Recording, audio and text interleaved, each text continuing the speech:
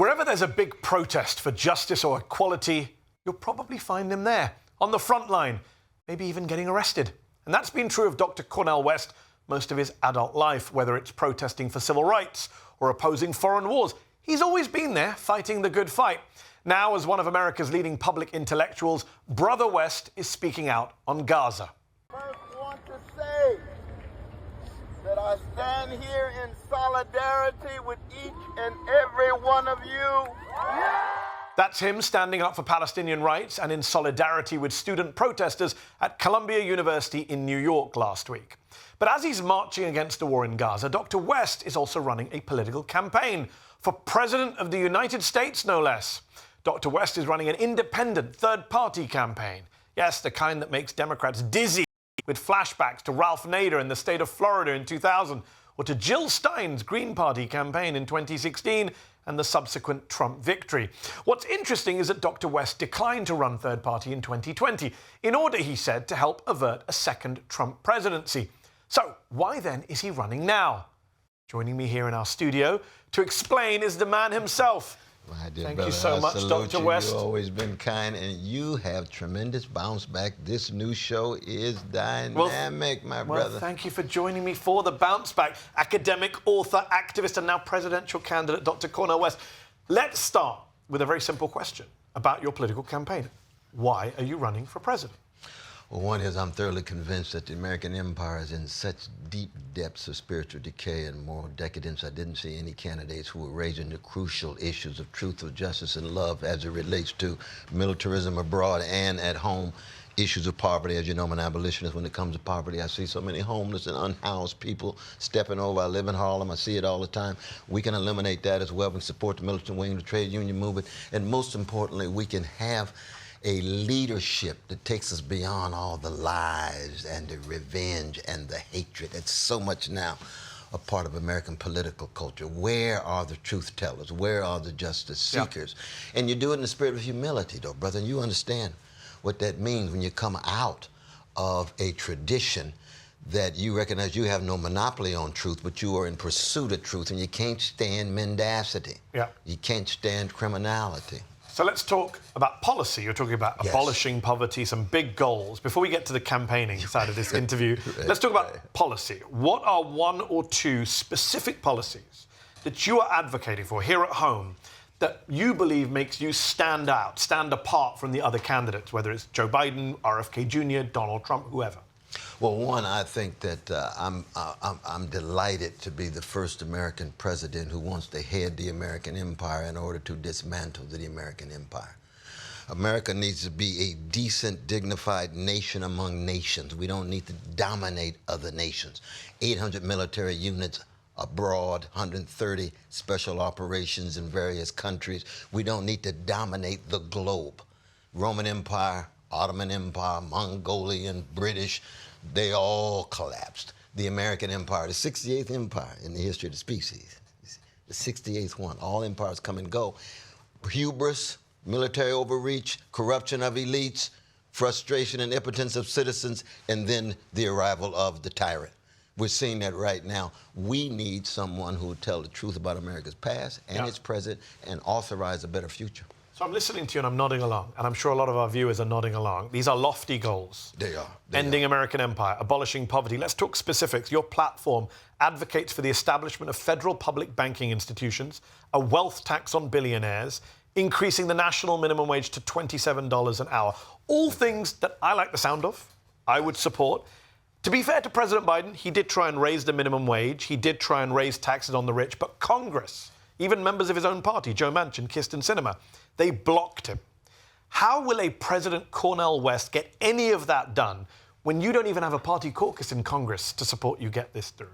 Well, one is you can't do anything as a politician. So much of American politics is legalized bribery, normalized corruption with big lobbies and the big donors and benefactors. That's true for Congress. We're seeing it's true for universities too, right? Yeah. So you have to mobilize the people. You have to have social motion and social movements on the outside to give politicians wiggle room on the inside. Because what I'm calling for is a fundamental transformation. I'm in the legacy of Martin King and Fannie Lou Hamer, who called for revolution. Well, what is revolution? It's the sharing of power. It's the sharing of resources. So just to be clear, President West would propose a bill to raise the national minimum wage and then would want to lead... Hit the road. Hit the road. Mobilize the folk. Not just the trade unions, but so many of the workers who are not members of the trade union. To pressure Congress into coming on board. And make trade unions easier to join. But you recognize the block that Congress is on a lot of this stuff. You're not naive about that. Anytime you're fighting for truth and justice, brother, you're cutting against the grain. Oh, absolutely. So you mentioned truth and justice. Let us talk about Gaza, a big justice issue of our lifetime. My God. You've been admirably outspoken, very critical of the Biden administration and, of course, Prime Minister Benjamin Netanyahu.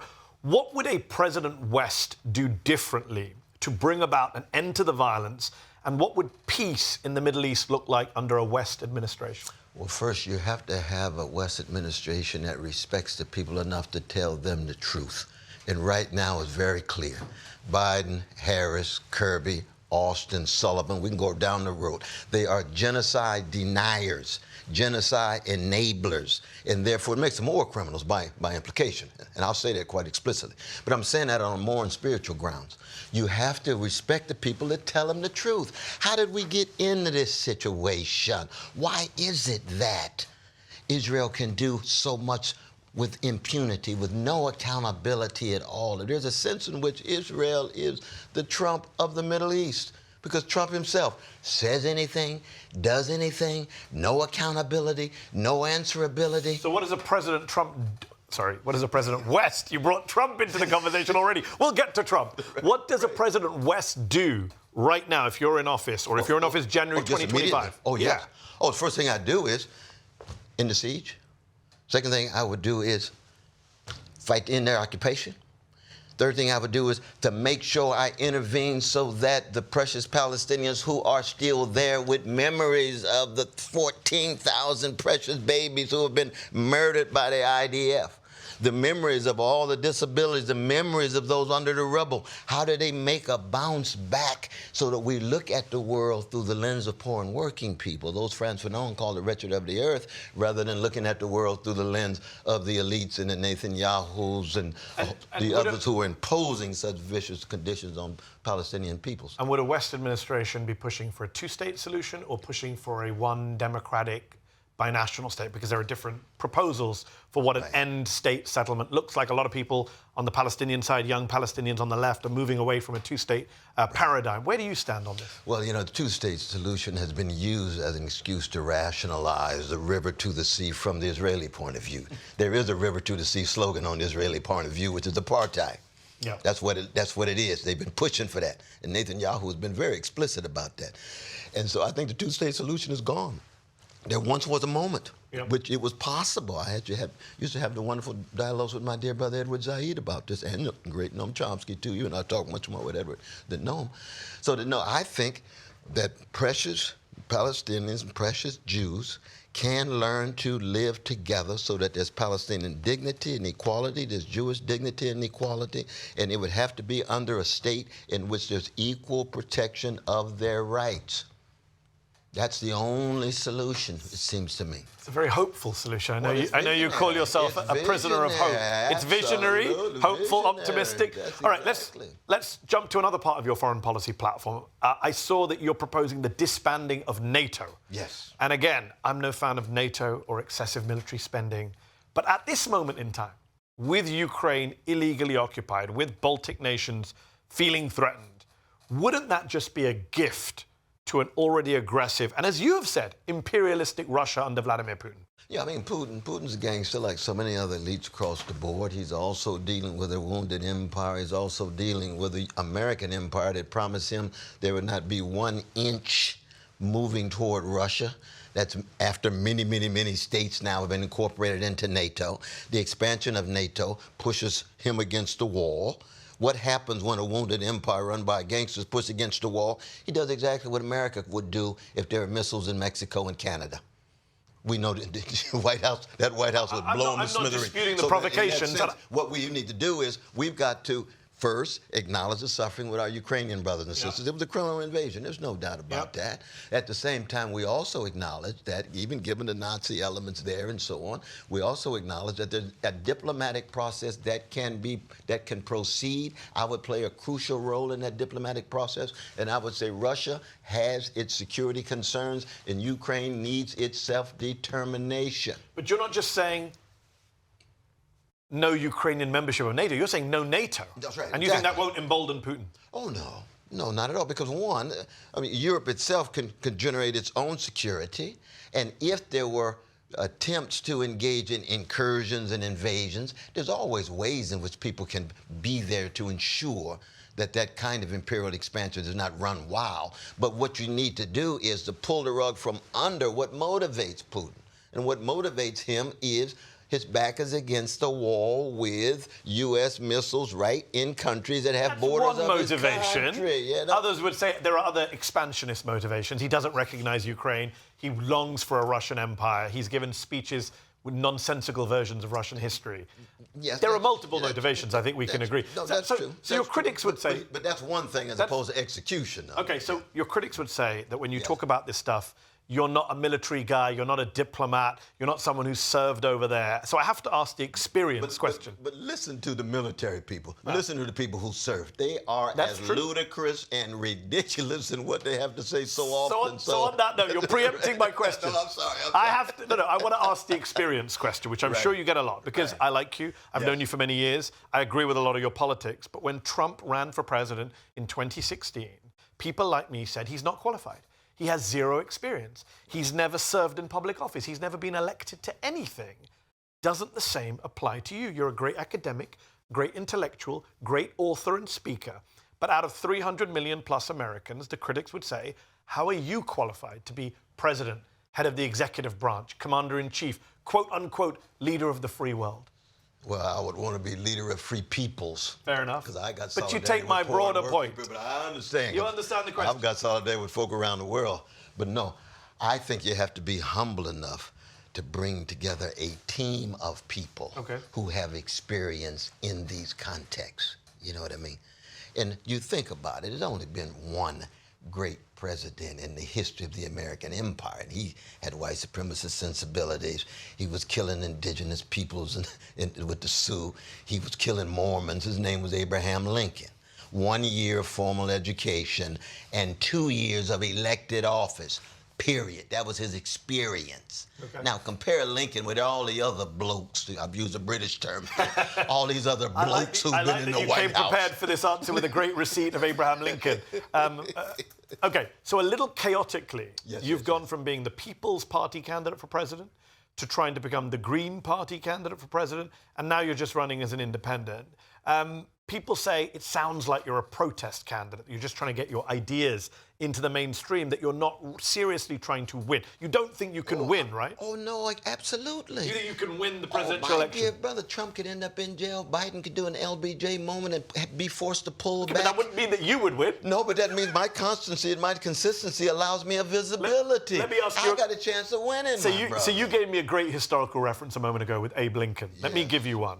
The Electoral College in this country makes third-party candidacies, you know and I know, very difficult. You're right. Almost impossible. Do you know the last time a third-party candidate won even a single Electoral College vote? Abe Lincoln. No. It was George Wallace in 1968. Oh, George, when he carried He won the 5 states, 46 Electoral College votes. Oh, you're but right. Ross Perot in 92 won 19%. But zero college votes. Electoral. That's how hard it is for a third-party candidate. So how do you win? Well, I'm on uncharted territory, brother. Uncharted territory. We're living in real time. We're living in real time. We may end up with Gavin and company or Nikki coming back. Things are in not just crisis, but in flux. Okay. So one thing that is precedented, is not unprecedented, is the idea of a third-party candidate running and helping one of the 2 major party candidates. You've heard the phrase spoiler. People say people like you are a spoiler candidate. Are you going to do what many say Ralph Nader did in 2000 with George W. Bush or Jill Stein did in 2016 with Donald Trump, and help give the presidency to the Republican candidate, in this case, Donald J. Trump? If he's a candidate. No, I view this as one, as you know, no candidate owns anybody's votes. I believe that each citizen following anthem of black people, lift every voice, express their voice with their vote. They think critically. Yep. I make the strongest case I can make, which comes out of legacy of Martin King and Company. Biden makes his milquetoast argument. Trump makes his neo-fascist argument. Yep. And the people decide.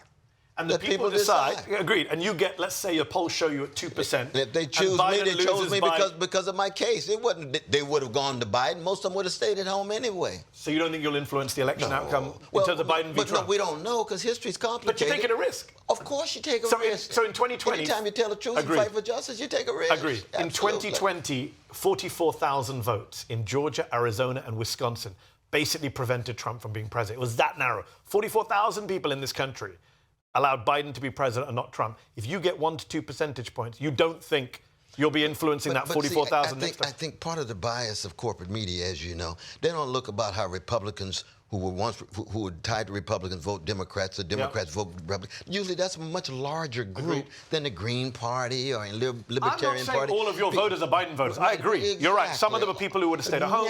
Some people agree. But if even 44,000 of them are you worried that you might help Trump get re-elected? I'm worried. There's no doubt about that. It's not a gotcha question. I'm genuinely wondering how you feel about it. But the worry itself is not something that would dampen my fire. See, okay. If you look at the world through the lens of a two-party system that said there is no alternative, the American empire is going under and fascism will take over anyway. If all we have is a Democratic Party that just pushes back fascism every 4 years, no, you got to get at the roots of fascism. You have to have an alternative vision, passion, organization, and ways of So on that note, and you and I both agree about the threat of fascism, what about the argument that, yes, Joe Biden is a neoliberal centrist, militarist and enabler of genocide, but he's better than fascism, and fascism is worse than neoliberalism? What about that argument? You know, I would say if we have to choose between Trump leading us toward the second Civil War and Biden leading us toward the Third World War, that's a choice I refuse, brother. But it's a choice you made in 2020. Those are your words. You said in November 2020, when asked why you voted for Biden, what we got to vote for was the mediocre, milquetoast, neoliberal centrist because he's better than fascism, and a fascist catastrophe is worse than a neoliberal disaster. So I genuinely don't follow. Why in 2020 do we need to stop Trump's fascism, but in 2024 we don't? Just explain that for me. Yes, I mean, one was that I was thoroughly convinced that with an anti-fascist coalition, we could get at some of the roots of fascism, and Biden didn't do that. Agreed. Biden just didn't do that. I agree on that. He didn't. But Trump is still Trump. You're not worried about that fascist threat at the door? Well, I can beat Trump. Okay. You can beat Trump in a one-on-one. Can you beat Trump in a three-party way with Biden? If he's going to be around, I can beat him.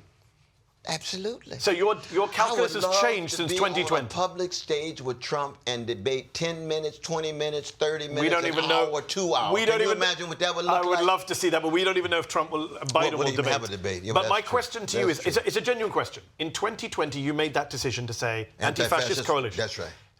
In my view, Trump is a bigger fascist threat today than he was in 2020. He's become way more extreme, talking about January 6th hostages, talking about Hitler rhetoric of poisoning the blood of the country, talking about suspending the Constitution.